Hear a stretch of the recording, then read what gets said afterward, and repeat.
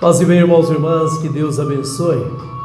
Hoje eu quero trazer uma reflexão sobre um bom exame de consciência.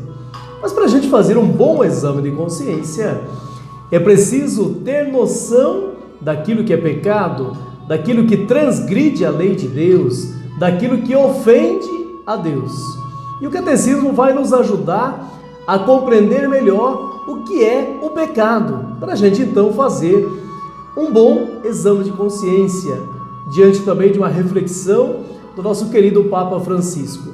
O Catecismo da Igreja Católica nos ensina que o pecado é uma falta contra a razão, é uma falta contra a consciência reta, é uma falta contra o amor verdadeiro para com Deus e também para com o próximo, por causa de um apego perverso a certos bens. Santo Agostinho e São Tomás também tem uma definição. Para eles, o pecado é uma desordem. E diziam que é uma palavra ou um ato, um desejo contra a lei de Deus, contra a lei eterna. E ainda Santo Agostinho nos diz que o pecado é fruto do amor de si mesmo até o desprezo de Deus. O pecado é fruto do amor a si mesmo que leva até o desprezo do próprio Deus. É interessante, irmãos e irmãs, que Jesus nos ensina que a raiz do pecado está no coração do homem. Uma citação de Mateus capítulo 15, versículo 19 a 20 nos mostra: com efeito, é do coração que procede as más inclinações, assassinatos, adultérios, prostituição, roubos, falsos testemunhos, difamações. São estas coisas que tornam impuro o coração do homem. E é interessante a gente notar também que, segundo a sua gravidade, a igreja vai classificar os pecados veniais e mortais, segundo a sua própria tradição. O pecado mortal leva o pecador a perder o estado da graça, isto é, o estado da graça santificante. O catecismo afirma que, se esse estado não for recuperado mediante o arrependimento e o perdão de Deus, vai causar a exclusão do reino de Cristo e a morte eterna no inferno, já que a nossa liberdade tem o poder de fazer opção para sempre, sem regresso. É uma definição do Catecismo da Igreja Católica. E o Catecismo ainda ensina que o pecado mortal destrói a caridade do coração do homem por uma infração grave da lei de Deus, desvia o homem de Deus, que é o seu fim último. Vale lembrar e notar também que, para que haja o pecado mortal, é preciso que a pessoa queira deliberadamente, isto é, sabendo e querendo uma coisa gravemente contrária à lei de Deus. Quer dizer, para que haja pecado mortal, então, deve haver pleno conhecimento e consentimento. E quem peca deve saber, deve ter consciência desse caráter pecaminoso, desse ato de praticar algo contra a lei, sob uma consciência tranquila, sabendo o que está acontecendo, mesmo assim eu quero cometer. Quer dizer, tendo plena consciência que isso desagrada totalmente a lei de Deus. Existe também a chamada ignorância involuntária, isto é, aquela que a pessoa não tem culpa, pode diminuir ou até eliminar a culpa diante de uma falta grave. Mas também nos diz o catecismo, e é bom lembrar que Deus imprimiu na consciência do homem a lei natural, os princípios da moral. E a igreja, irmãos e irmãs, reconhece que esse movimento da sensibilidade da pessoa, como esse mesmo mecanismo também das paixões, as pressões exteriores, as perturbações até patológicas, em certos casos podem diminuir o caráter voluntário e livre do pecado cometido e, consequentemente, também a sua culpa. Portanto, é pecado mortal todo pecado que tem como objeto uma matéria grave que é cometido com plena consciência contra Deus. E a matéria grave é precisada pelos 10 mandamentos, segundo a resposta de Jesus ao jovem rico: não mates, não cometas adultério, não roubes, não levantes falso testemunho, não defraudes ninguém, honra teu pai e tua mãe. Portanto, a gravidade dos pecados pode ser maior ou menor conforme o dano provocado por ele mesmo, né? Também a qualidade da pessoa ofendida deve ser levada em consideração. Ofender, por exemplo, o pai é mais grave que talvez ofender alguém estranho. O pecado venial, portanto, acontece quando não se observa a lei moral em matéria leve, né?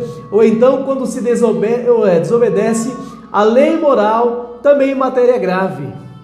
Mas isso sem pleno ou sem perfeito conhecimento ou consentimento. Ou seja, o pecado venial a gente acaba cometendo no dia a dia muitos pecados. Santo Agostinho nos lembra que esses acúmulos de pequenos vícios traz consigo também a desesperança da conversão. O homem não pode, enquanto está na carne, evitar todos esses pecados, é verdade, né? Pelo menos os pecados leves, veniais. Mas esses pecados que chamamos de leves também, não os consideres insignificantes. É preciso combater, é preciso buscar também fazer com que eles cada dia mais possa diminuir, porque ele faz com que a gente vai se acomodando, a gente vai acostumando com esse pecado.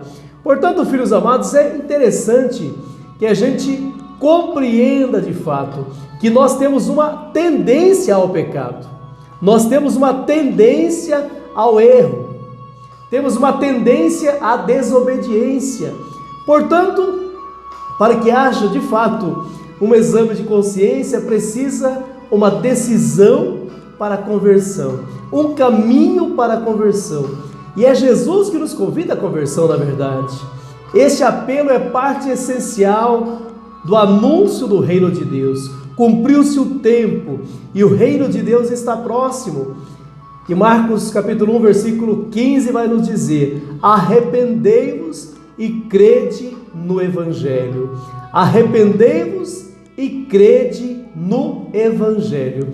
Por isso, filhos amados, para que a gente possa de fato perceber e fazer um bom exame de consciência, nós precisamos ter noção clara de quando nós já ofendemos a Deus, de uma forma mais grave, de uma forma menos grave, pecado mortal, pecado venial, pecado com plena consciência, pecado talvez sem ter uma consciência plena, que se torna mais leve, vai atenuar, vai diminuir a culpabilidade. E o Papa nos ensina que para fazer um bom exame de consciência, uma boa confissão, como você quiser também, que um bom exame de consciência deve me levar a uma boa confissão, ou seja, resgatar a minha dignidade de filho e filha de Deus. E o Papa vai nos colocar alguns pontos, primeiramente em relação a Deus. E ele vai nos perguntar: eu dirijo-me a Deus somente em caso de necessidade? Participo da missa dominical e nos dias de preceito? Terceiro mandamento. Começo e termino o meu dia com a oração? Invoquei o nome em vão de Deus, de Maria, dos santos? Envergonho-me de me apresentar como cristão? Tem gente que tem vergonha de se apresentar como cristão. O que faço para crescer espiritualmente? Como e quando eu faço? São perguntas que a gente precisa fazer para conseguir fazer um bom exame de consciência. Revolto-me diante dos desígnios de Deus? Pretendo que seja Ele a cumprir a minha vontade? Às vezes nós queremos que Deus, somente Deus, cumpra a sua vontade em nós, ou a nossa vontade, na verdade, né? Então é preciso, irmãos e irmãs, saber essa relação com Deus. Como está a minha relação com Deus? Coloco de fato Deus em primeiro lugar? Primeiro mandamento: amar a Deus sobre todas as coisas. Eu tenho amado a Deus? Uma das formas, sem dúvida nenhuma, necessária para a gente fazer um bom exame de consciência é olhar os mandamentos, é avaliar os mandamentos um por um, essa relação com Deus, essa relação também com o próximo, sem perdoar, sem partilhar, sem ajudar o próximo, julgo sem piedade, tanto em pensamento quanto também em palavras. Eu já caluniei, já roubei, já desprezei os mais pequenos, os mais indefesos, sou invejoso, sou colérico, sou parcial, tomo conta dos pobres, tenho consciência de ajudar os doentes, ou me envergonho também da carne do meu irmão ou da minha irmã. Tenho desprezo pelos mais simples e pobres, sou honesto e justo com todos, ou alimento a culpa da cultura do descartável. Instiguei os outros a fazer o mal, observo a moral conjugal e familiar que o Evangelho também nos ensina.